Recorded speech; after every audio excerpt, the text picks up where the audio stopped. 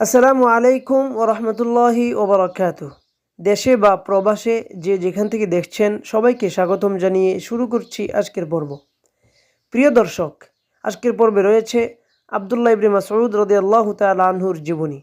চলুন তাহলে মূল পর্বে যাওয়া যাক। রাসূলুল্লাহ সাল্লাল্লাহু আলাইহি ওয়াসাল্লাম আবদুল্লাহ ইবনে মাসউদ রাদিয়াল্লাহু তাআলা আনহু সম্পর্কে বলেছেন, যে ব্যক্তি বিশুদ্ধভাবে কোরআন পাঠ করে আনন্দ পেতে চায়, যেমন তা অবতীর্ণ হয়েছে, সে যেন ইবনে উম্মু আবদের পাঠের অনুসরণে কোরআন পাঠ করে। প্রিয় দর্শক, এটা সেই সময়ের কথা যখন তিনি একজন কিশোর মাত্র, তখনও যৌবনে পদার্পণ করেননি। কুরাইশ গোত্রের এক সর্দার উকবা ইবনে আবু মুতাইমের একপাল ছাগল নিয়ে তিনি মক্কার গিরিপথগুলোতে চড়িয়ে বেড়াতেন। লোকেরা তাকে ইবনে উম্মু আবদ বলে ডাকত, তবে তার নাম আবদুল্লাহ। পিতার নাম মাসউদ, কুনিয়াত আবু আব্দুর রহমান এবং মাতার নাম উম্মু আবদ। তার গোত্রে যে একজন নবীর আবির্ভাব ঘটেছে সে সম্পর্কে নানা খবর এই কিশোর ছেলে সবসময় শুনতেন। তবে অল্প বয়স এবং বেশিরভাগ সময় মক্কার সমাজ জীবন থেকে দূরে অবস্থানের কারণে সে সম্পর্কে তিনি গুরুত্ব দিতেন না তেমন বেশি। নিয়ম অনুযায়ী প্রতিদিন সকালে উঠে উকবার ছাগলের পাল নিয়ে বের হয়ে যেতেন আর সন্ধ্যায় ফিরতেন। একদিন এক কিশোর ছেলেটি দেখতে পেলেন দুজন বয়স্ক লোক যাদের চেহারায় আত্মমর্যাদার ছাপ বিরাজমান দূর থেকে তার দিকে এগিয়ে আসছেন। তারা ছিলেন এত পরিশ্রান্ত ও পিপাসার্ত যে তাদের ঠোঁট ও গলা শুকিয়ে কাঠ হয়ে গিয়েছিল। নিকটে এসে লোক দুটি সালাম জানিয়ে বললেন, বৎস, এই ছাগলগুলি থেকে কিছু দুধ দুইয়ে আমাদেরকে দাও। আমরা পান করে পিপাসা নিবৃত্ত করি এবং আমাদের শুকনা গলা একটু ভিজিয়ে নিই। ছেলেটি বলল, এ আমার দ্বারা সম্ভব নয়। ছাগলগুলি তো আমার নয়, আমি এগুলির রাখাল ও আমানতদার মাত্র। লোক দুটি তার কথায় অসন্তুষ্ট হলেন না, বরং তাদের মুখমণ্ডলে এক উৎফুল্লতার ছাপ ফুটে উঠল। তাদের একজন আবার বললেন, তাহলে এমন একটি ছাগি আমাকে দাও যা এখনও পাঠার সংস্পর্শে আসেনি। ছেলেটি নিকটেই দাঁড়িয়ে থাকা একটি ছোট্ট ছাগির দিকে ইশারা করে দেখিয়ে দিলেন। লোকটি এগিয়ে গিয়ে ছাগিটি ধরে ফেললেন এবং বিসমিল্লাহির রহমানির রহিম বলে হাত দিয়ে ধরে তার উলান মলতে লাগলেন। অবাক বিস্ময়ে ছেলেটি এই দৃশ্য দেখে মনে মনে বললেন, কখনো পাঠার সংস্পর্শে আসেনি এমন ছোট ছাগি কি দুধ দেয়? কিন্তু কি আশ্চর্য, কিছুক্ষণের মধ্যেই ছাগির উলানটি ফুলে ওঠে এবং প্রচুর পরিমাণ দুধ বের হতে থাকে। দ্বিতীয় লোকটি গর্ত বিশিষ্ট পাথর উঠিয়ে নিয়ে বাটের নিচে ধরে তাতে দুধ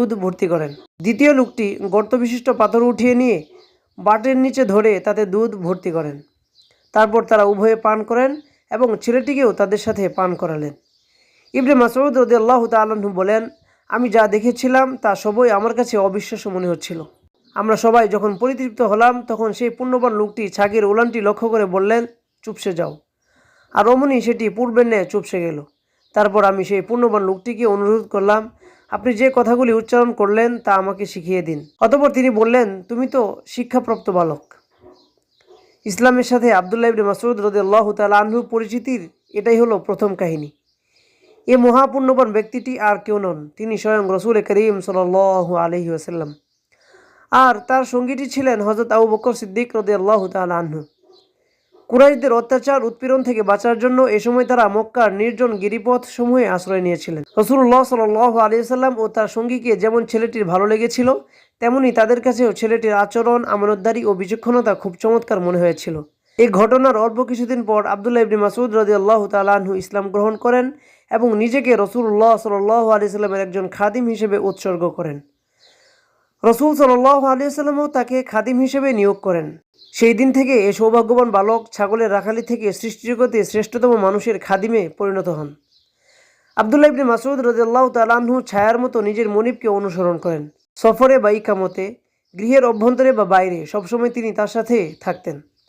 রাসূলুল্লাহ সাল্লাল্লাহু আলাইহি ওয়াসাল্লাম ঘুমালে তাকে ঘুম থেকে জাগিয়ে দিতেন, গোসলের সময় পর্দা করতেন, বাইরে যাবার সময় জুতা পরিয়ে দিতেন, ঘরে প্রবেশের সময় জুতো খুলে দিতেন এবং তার লাঠি ও মেসওয়াক বহন করতেন। তিনি যখন হুজরায় অবস্থান করতেন তখনও তার কাছে যাতায়াত করতেন। রাসূল করিম সাল্লাল্লাহু আলাইহি ওয়াসাল্লাম তাকে যখনই ইচ্ছা তার কামরায় প্রবেশ এবং কোনো প্রকার দ্বিধাদ্বন্দ্ব ও সংকোচ না করে তার সকল বিষয়ে অবগত হওয়ার অনুমতি দিয়েছিলেন। এ কারণে তাকে সাহিবুস সির বা রাসূল করিম সাল্লাল্লাহু আলাইহি ওয়াসাল্লামের সকল গোপন বিষয়ের অধিকারী বলা হয়। আবদুল্লাহ ইবনে মাসউদ রাদিয়াল্লাহু তাআলা আনহু নবী গৃহে প্রতিপালিত হন, তাকে অনুসরণ করেন এবং তারই মতো আচার আচরণ ও চরিত্র বৈশিষ্ট্যের অধিকারী হন। এ কারণে তার সম্পর্কে বলা হয়েছে হিদায়াত প্রাপ্তি। আচার আচরণ ও চারিত্রিক বৈশিষ্ট্যের দিক দিয়ে তিনি হচ্ছেন রাসূল করিম সাল্লাল্লাহু আলাইহি ওয়াসাল্লামের নিকট উত্তম ব্যক্তি। ইবনে মাসউদ খুদ রাসূল করিম সাল্লাল্লাহু আলাইহি ওয়াসাল্লামের শিক্ষালয়ে শিক্ষালাভ করেন। তাই সাহাবীদের মধ্যে যারা কোরআনের সবচেয়ে ভালো পাঠক, তার ভাব ও অর্থের সবচেয়ে বেশি সমজদার এবং আল্লাহর আইন ও বিধিবিধানের সবচেয়ে বেশি অভিজ্ঞ, তিনি ছিলেন তাদেরই একজন। একবার হযরত উমর রাদিয়াল্লাহু তাআলা আনহু আরাফাতের ময়দানে অবস্থান করছিলেন। এমন সময় এক ব্যক্তি এসে বলল, আমিরুল মুমিনিন, আমি কুফা থেকে এসেছি। সেখানে আমি দেখে এসেছি এক ব্যক্তি নিজের স্মৃতি থেকেই মানুষকে কোরআন শেখাচ্ছেন। একথা শুনে তিনি এত রাগান্বিত হলেন যে সচরাচর তাকে তেমন রাগ করতে দেখা যায় না। তিনি উটের হাওদার অভ্যন্তরে রাগে ফুলতে থাকেন। তারপর প্রশ্ন করেন, তোমার ধ্বংস হোক। সে লোকটি কে? প্রত্যুত্তরে তিনি বললেন, আব্দুল্লাহ ইবনে মাসউদ। প্রিয় দর্শক, জ্বলন্ত আগুনে পানি ঢেলে দিলে যে অবস্থা হয়, ইবনে মাসউদের নাম শুনে হযরত উমর রাদিয়াল্লাহু তাআলা আনহুরও সেই অবস্থা হলো। তার রাগ পড়ে গেল। তিনি স্বাভাবিক অবস্থা ফিরে পেলেন। তারপর বললেন, তোমার ধ্বংস হোক। আল্লাহর কসম, এ কাজের জন্য তার চেয়ে অধিক যোগ্য কোনো ব্যক্তি বেঁচে আছে কিনা আমি জানি না। এ ব্যাপারে তোমাকে আমি একটি ঘটনা বলছি। উমর রাদিয়াল্লাহু তাআলা আনহু বলতে লাগলেন, একদিন রাতের বেলা রাসূল করিম সাল্লাল্লাহু আলাইহি ওয়াসাল্লাম আবু বকর রাদিয়াল্লাহু তাআলা আনহুর সাথে কথাবার্তা বলছিলেন। তারা মুসলমানদের বিভিন্ন বিষয় নিয়ে আলাপ আলোচনা করছিলেন। আমিও তাদের সাথে ছিলাম। কিছু সময় পর রাসূল করিম সাল্লাল্লাহু আলাইহি ওয়াসাল্লাম বের হলেন। আমরাও তার সাথে বেরোলাম। বেরিয়েই আমরা দেখতে পেলাম এক ব্যক্তি মসজিদে নামাজে দাঁড়িয়ে, কিন্তু আমরা তাকে চিনতে পারলাম না। রাসূল করিম সাল্লাল্লাহু আলাইহি ওয়াসাল্লাম দাঁড়িয়ে কিছুক্ষণ তার কোরআন তেলাওয়াত শুনলেন। তারপর আমাদের দিকে ফিরে বললেন, যে ব্যক্তি বিশুদ্ধভাবে কোরআন পাঠ করে আনন্দ পেতে চায়, যেমন তা অবতীর্ণ হয়েছে তেমনি সেজন্য ইবনে উম্মে আবদের পাঠের অনুরূপ কোরআন পাঠ করে। এরপর আব্দুল্লাহ ইবনে মাসউদ বসে দোয়া শুরু করলেন। রাসূল করিম সাল্লাল্লাহু আলাইহি ওয়াসাল্লাম আস্তে আস্তে তাকে লক্ষ্য করে বলতে লাগলেন, চাও দেওয়া হবে, চাও দেওয়া হবে। হযরত উমর রাদিয়াল্লাহু তাআলা আনহু বললেন, আমি মনে মনে বললাম, আল্লাহর কসম, আমি আগামীকাল প্রত্যুষে আব্দুল্লাহ ইবনে মাসউদের নিকট গিয়ে তার দোয়া সম্পর্কে রাসূল করিম সাল্লাল্লাহু আলাইহি ওয়াসাল্লামের মন্তব্যের সুসংবাদটি তাকে দেব। সকাল সকাল আমি তার কাছে গেলাম। গিয়ে দেখি আবু বকর সিদ্দিক রাদিয়াল্লাহু তাআলা আনহু আমার আগেই তার কাছে পৌঁছে গেছেন এবং তাকে সুসংবাদটি দিয়ে ফেলেছেন। সত্যিই যখনই কোনো সৎ কাজে আবু বকরের সাথে আমি প্রতিযোগিতা করেছি, তখনই তিনি প্রতিটি ক্ষেত্রে বিজয়ী হয়েছেন। আল্লাহর কিতাব কোরআনের জ্ঞানে হযরত আব্দুল্লাহ ইবনে মাসউদ রাদিয়াল্লাহু তাআলা আনহু কতখানি পারদর্শী ছিলেন সে সম্পর্কে তার নিজের একটি মন্তব্য এই ক্ষেত্রে বিশেষভাবে উল্লেখযোগ্য। তিনি বলেন, যিনি ছাড়া আর কোনো ইলাহ নেই, সেই আল্লাহর কসম, আল্লাহর কিতাবের এমন কোনো একটি আয়াত নাজিল হয়নি যে সম্পর্কে আমি জানি না যে তা কোথায় নাজিল হয়েছে এবং কি সম্পর্কে নাজিল হয়েছে। আল্লাহর কিতাব সম্পর্কে আমার থেকে অধিক পারদর্শী কোনো ব্যক্তির কথা আমি যদি জানতে পারি এবং তার কাছে পৌঁছা সম্ভব হয়, তাহলে আমি তার কাছে উপস্থিত হই। নিজের সম্পর্কে আব্দুল্লাহ ইবনে মাসউদ রাদিয়াল্লাহু তাআলা আনহু যে কথাটি বলেছেন তাতে অতিরঞ্জন কোনো কিছুই হয়নি। এ সম্পর্কে একটি ঘটনা পাঠকদের কাছে তুলে ধরা সমীচীন বলে মনে করছি আমি। একবার হযরত উমর রাদিয়াল্লাহু তাআলা আনহু কোনো এক সফরে রাত্রিবেলা একটি অপরিচিত কাফিলার সাক্ষাৎ লাভ করেন। রাতের ঘোর অন্ধকারে কাফিলার কোনো লোকজনকে দেখা যাচ্ছিল না। ঘটনাক্রমে সেই কাফিলায় আব্দুল্লাহ ইবনে মাসউদও ছিলেন, কিন্তু উমর রাদিয়াল্লাহু তাআলা আনহু তা জানতেন না। উমর রাদিয়াল্লাহু তাআলা আনহু একজন লোককে তাদেরকে ডেকে জিজ্ঞেস করতে বললেন, কাফিলা কোথা থেকে আসছে? অন্য কাফিলা থেকে আব্দুল্লাহ ইবনে মাসউদ জবাব দিলেন, আমিক উপত্যকা থেকে। প্রত্যুত্তরে উমর রাদিয়াল্লাহু তাআলা আনহু বললেন, কোথায় যাচ্ছে? আব্দুল্লাহ ইবনে মাসউদ রাদিয়াল্লাহু তাআলা আনহু বললেন, ইলাল বাইতুল আতিক। বাইতুল আতিক অর্থাৎ কাবা শরীফে। জবাব শুনে উমর রাদিয়াল্লাহু তাআলা আনহু বললেন, নিশ্চয়ই তাদের মধ্যে কোনো আলেম ব্যক্তি আছেন। তিনি আবার জিজ্ঞেস করতে বললেন, কোরআনের শ্রেষ্ঠতম আয়াত কোনটি? জবাবে আব্দুল্লাহ ইবনে মাসউদ রাদিয়াল্লাহু তাআলা আনহু বলেন, আল্লাহু লা ইলাহা ইল্লা হুয়াল হাইয়ুল কাইয়্যুম লা তাখুযুহু সিনাতুন ওয়ালা নাওম। অর্থাৎ সেই চিরন্তন চিরঞ্জীব সত্তা আল্লাহ ছাড়া আর কোনো ইলাহ নেই। তন্দ্রাও তাকে স্পর্শ করে না এবং নিদ্রাও তাকে পায় না। অতঃপর হযরত উমর রাদিয়াল্লাহু তাআলা আনহু প্রশ্ন করলেন, সর্বাধিক ন্যায়নীতির ভাব প্রকাশক আয়াত কোনটি? প্রত্যুত্তরে আব্দুল্লাহ ইবনে মাসউদ রাদিয়াল্লাহু তাআলা আনহু বললেন, ইন্নাল্লাহা ইয়া'মুরু বিল আদলি ওয়াল ইহসান ওয়া ইতা'i যিল কুরবা।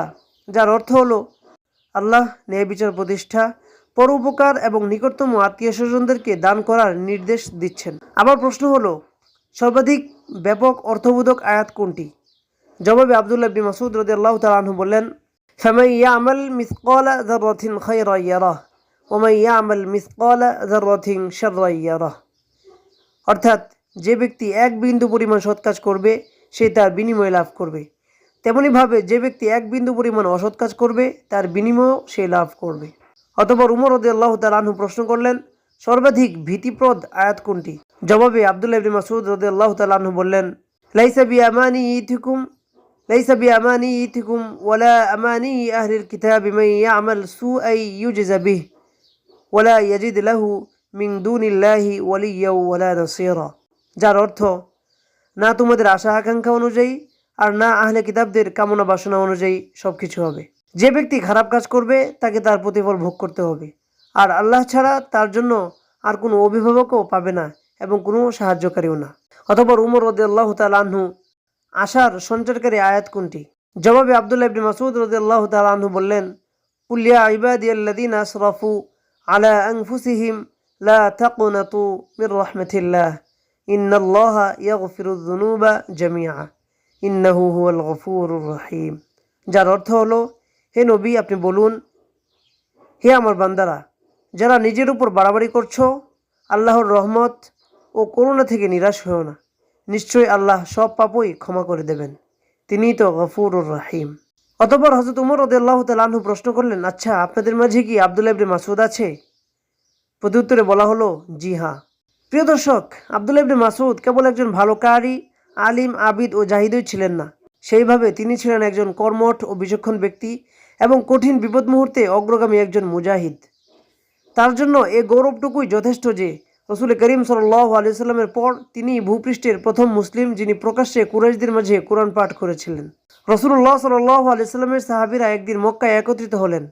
তারা তখন সংখ্যায় অল্প ও দুর্বল। নিজেদের মধ্যে তারা বলাবলি করলেন, আল্লাহর শপথ, প্রকাশ্যে কোরআন তিলাওয়াত করে কুরাইশদেরকে কখনো শোনানো হয়নি। তাদেরকে কোরআন শোনাতে পারে এমন কে আছে? আব্দুল্লাহ ইবনে মাসউদ রাদিয়াল্লাহু তাআলা আনহু বললেন, আমি তাদেরকে কোরআন শোনাবো। অন্যরা বললেন, তোমার ব্যাপারে আমাদের ভয় হচ্ছে। আমরা এমন এক ব্যক্তিকে চাই যার লোকজন আছে। কুরাইশরা তার উপর কোনরূপ অত্যাচার করতে চাইলে তারা তখন বাধা দিতে পারবে। ইবনে মাসউদ বললেন, আমাকে অনুমতি দিন, আল্লাহ আমাকে হেফাজত করবেন। একথা বলে তিনি মসজিদের দিকে রওনা হলেন এবং মধ্যাহ্নের কিছু আগে মাকাম ইব্রাহিমে এসে পৌঁছলেন। তিনি মাকাম ইব্রাহিমের নিকট দাঁড়িয়ে জোরে জোরে কোরআন তেলাওয়াত শুরু করলেন। বিসমিল্লাহির রহমানির রহিম। আর রহমান আল্লামাল কুরআন খলাকাল ইনসান আল্লামাহুল বায়ান। এই আয়াতগুলো তিনি তিলাওয়াত করলেন। তিনি তিলাওয়াত করে যেতেই লাগলেন। কুরাইশরা শুনে ক্ষণিকের জন্য চিন্তা করলো, তারপর একে অপরকে প্রশ্ন করলো, ইবনে আব্দ কি বলে? তার সর্বনাশ হোক, মুহাম্মদ যা বলে তাই তো সে পাঠ করছে। তারা সবাই উঠে তার দিকে ধেয়ে গেল এবং তার মুখে নির্দয়ভাবে মারতে লাগলো। এই অবস্থায় আল্লাহ যতটুকু চাইলেন ততটুকু তিনি তিলাওয়াত করলেন। তারপর রক্তাক্ত দেহে সঙ্গীদের কাছে ফিরে এলেন। তারা বললেন, আমরা এরই আশঙ্কা করছিলাম। তিনি বললেন, আল্লাহর কসম, আল্লাহর শত্রুরা এখন আমার কাছে অতি তুচ্ছ, যা আগে ছিল না। আপনারা চাইলে আগামীকালও আমি এমনটি করতে পারি। তারা বললেন, না, যথেষ্ট হয়েছে। তাদের অপছন্দনীয় কথা তুমি তাদেরকে শুনিয়ে দিয়েছ। হযরত আব্দুল্লাহ ইবনে মাসউদ রাদিয়াল্লাহু তাআলা আনহু ইসলাম গ্রহণ করার পর কুরাইশদের অত্যাচারের শিকারে পরিণত হন। বাধ্য হয়ে 2 বার হাবশায় হিজরত করেন। অবশেষে মদিনায় চিরদিনের জন্য হিজরত করে চলে যান। মদিনায় প্রখ্যাত আনসারী সাহাবী হযরত মুআয ইবনে জাবালের অতিথি হন। রাসূল করিম সাল্লাল্লাহু আলাইহি ওয়াসাল্লাম মদিনায় আসার পর তাদের দুজনের মধ্যে দ্বীনি ভ্রাতৃ সম্পর্ক প্রতিষ্ঠা করে দেন এবং তার বসবাসের জন্য মসজিদে নববীর পাশে একখণ্ড ভূমি দান করেন। রাসূলুল্লাহ সাল্লাল্লাহু আলাইহি সাল্লামের সাথে সকল গুরুত্বপূর্ণ যুদ্ধে তিনি অংশগ্রহণ করেন। বদর যুদ্ধে 2 জন আনসারী যুবক ইসলামের কট্টর দুশমন আবু জাহলকে হত্যা করে ময়দানে ফেলে আসে। যুদ্ধ শেষে রাসূল করিম সাল্লাল্লাহু আলাইহি সাল্লাম বললেন, কেউ যে আবু জাহলের অবস্থা একটু দেখে আসো তো। আব্দুল্লাহ ইবনে মাসউদ দৌড়ে চলে গেলেন। আবু জাহলের প্রাণ স্পন্দন তখনও থেমে যায়নি। আব্দুল্লাহ তার দাড়ি সজোরে মুঠ করে ধরে বললেন, বল, তুই আবু জাহল কিনা? প্রিয় দর্শক, উহুদ, খন্দক, হুদাইবিয়া, খাইবার সহ মক্কা বিজয়েও তিনি রাসূল করিম সাল্লাল্লাহু আলাইহি সাল্লামের সাথী ছিলেন। হুনাইন যুদ্ধে কাফিরদের অতর্কিত আক্রমণে 10,000-এর মুসলিম বাহিনী বিক্ষিপ্ত হয়ে পড়ে। মাত্র 80 জন যোদ্ধা নিজেদের জীবনকে বাজি রেখে রাসূল করিম সাল্লাল্লাহু আলাইহি সাল্লামের চতুষ্পার্শ্বে অটল থাকেন। আব্দুল্লাহ ইবনে মাসউদ রাদিয়াল্লাহু তাআলা আনহু সেই 80 জনের একজন। এই যুদ্ধে রাসূল করিম সাল্লাল্লাহু আলাইহি সাল্লাম মুশরিক বাহিনীকে লক্ষ্য করে যে এক মুঠো ধুলো নিক্ষেপ করেছিলেন, রাসূল করিম সাল্লাল্লাহু আলাইহি সাল্লামের হাতে তা তুলে দিয়েছিলেন আব্দুল্লাহ ইবনে মাসউদ রাদিয়াল্লাহু তাআলা আনহু। রাসূল করিম সাল্লাল্লাহু আলাইহি সাল্লামের ওয়াফাতের পর দীর্ঘদিন যাবৎ সকল কর্মকাণ্ড থেকে তিনি দূরে থাকেন। তবে হযরত উমর রাদিয়াল্লাহু তাআলা আনহুর খিলাফতকালে হিজরি 1500 সনে তিনি আর বসে থাকতে পারলেন না। জিহাদের ডাকে সাড়া দিয়ে ইয়ারমুক যুদ্ধে বেরিয়ে পড়েন এবং বীরত্বের সাথে যুদ্ধ করেন। হিজরি 20 সনে খলিফা উমর রাদিয়াল্লাহু তাআলা আনহু তাকে কুফার কাজী নিয়োগ করেন। কাজীর দায়িত্ব ছাড়াও বাইতুল মাল, শিক্ষা ও প্রশিক্ষণ এবং কুফার ওয়ালির উজিরের দায়িত্ব তার উপর ন্যস্ত করা হয়। পুরো 10 বছর অত্যন্ত দক্ষতার সাথে এতগুলি দায়িত্ব তিনি পালন করেন। এই দীর্ঘ সময়ে খলিফা উমর রাদিয়াল্লাহু তাআলা আনহু শাহাদাত বরণ করেন। হযরত উসমান রাদিয়াল্লাহু তাআলা আনহুর খিলাফতের দায়িত্বভার গ্রহণ সহ কুফার ওয়ালির রদবদল হয়েছে, কিন্তু আব্দুল্লাহ ইবনে মাসউদ স্বীয় পদে বহাল থাকেন।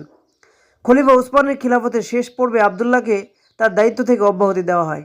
তিনি সঙ্গী সাথী ও পরিবার পরিজন সহ কুফা থেকে হিজাজের দিকে যাত্রা করেন। পথে মরুভূমিতে রাবজা নামক স্থানে পৌঁছে জানতে পারেন প্রখ্যাত সাহাবী হযরত আবু যর গিফারী রাদিয়াল্লাহু তাআলা আনহু সেখানে অন্তিম শয্যায়। তাঁর পৌঁছার অল্পক্ষণের পরেই আবু যর রাদিয়াল্লাহু তাআলা আনহু শেষ নিঃশ্বাস ত্যাগ করেন।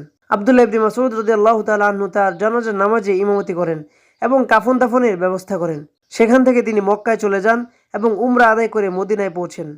বাকি জীবন মদিনায় চুপচাপ কাটিয়ে দেন। হিজরি 32 সনে আবদুল্লাহর বয়স যখন 60 বছরের উপরে, হঠাৎ একদিন এক ব্যক্তি তার কাছে এসে বলতে লাগলো, আল্লাহ আমাকে আপনার জানাজা থেকে বঞ্চিত না করুন।